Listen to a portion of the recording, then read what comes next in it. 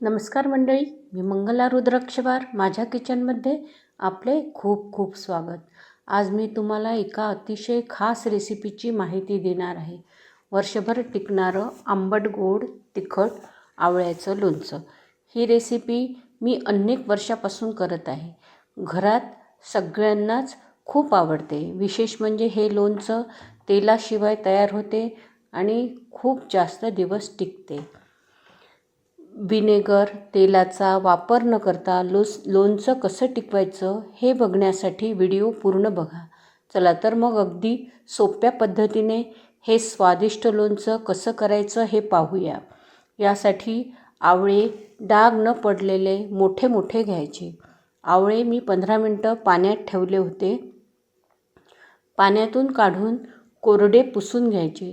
हे आवळे एका चाळणीवर काढून घ्यायचे. हे अर्धा किलो आवळे आहेत. यांना वाफवण्यासाठी मोठ्या भांड्यात पाणी घेतले. त्यावर चाळणी ठेवायची आणि झाकून 10 मिनिटे वाफवायचे. 10 मिनिटात आपल्याला जसे पाहिजे तसे आवळे वाफवले जाते. 10 मिनिटानंतर आवळे चेक करा. आवळे आपले शिजलेले आहे. आता आपण गॅस बंद करू. या आवळ्याच्या पाकळ्या मोकळ्या करायच्या. 10 मिनिटात आवळे चांगले शिजतात पण नरम होत नाही. आपल्याला असेच आवळे पाहिजे. सगळ्या पाकळ्या मोकळ्या करून घ्यायच्या. तेलाचा वापर न करता लोणचं करणार आहोत आपण.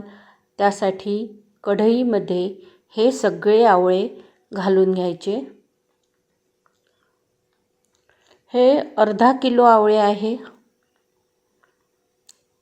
अशा प्रकारे हे शिजले पाहिजे, म्हणजे हे जास्त नरम नाही आणि जास्त कडक पण नाही.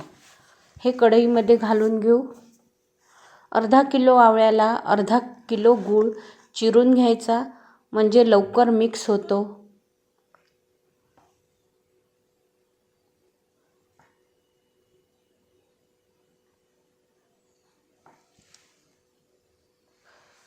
मंद गॅसवर हे आवळे आपण शिजवून घेऊ.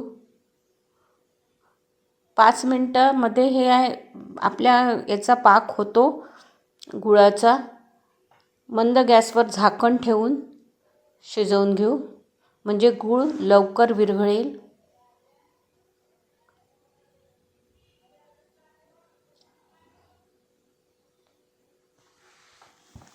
आवळ्यामध्ये खूप पौष्टिक गुण असतात, त्यामुळे आवळे हे नेहमीच खायला पाहिजे.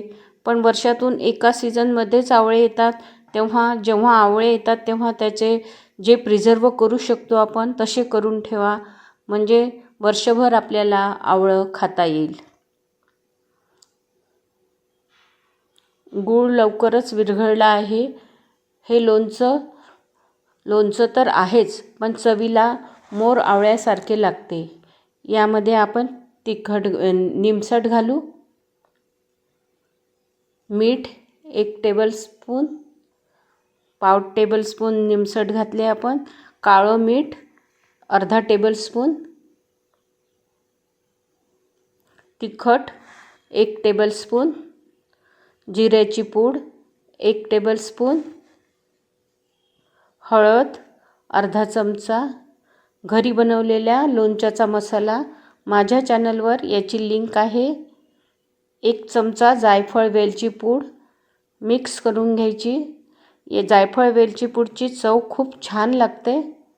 तुम्ही घालून बघा. आपले लोणचे तयार झाले आहेत.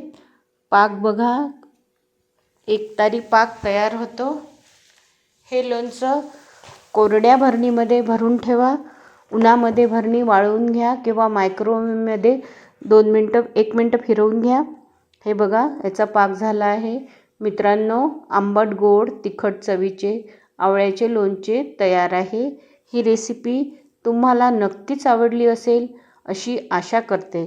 जर आवडली असेल तर व्हिडिओला लाईक करा आणि माझ्या किचनला सबस्क्राईब करायला विसरू नका. तुमचे अभिप्राय आणि प्रश्न कमेंटमध्ये जरूर लिहा. मला त्यांना उत्तर देण्यात खूप आनंद होतो.